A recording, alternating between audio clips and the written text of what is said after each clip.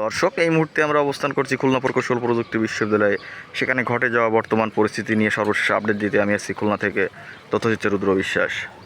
দর্শক, কুয়েটের সর্বশেষ পরিস্থিতি নিয়ে কুয়েটে শিক্ষার্থীদের মাঝে থমথমে অবস্থা বিরাজ করছে।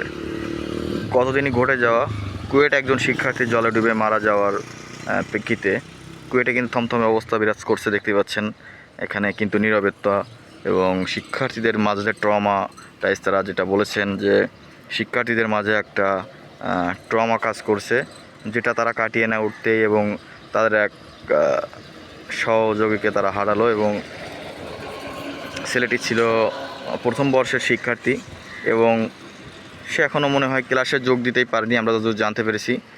ক্লাসে যোগ দেওয়ার আগেই তার এই অকাল মৃত্যুতে কুয়েটে শোকের ছায়া নেমে এসেছে।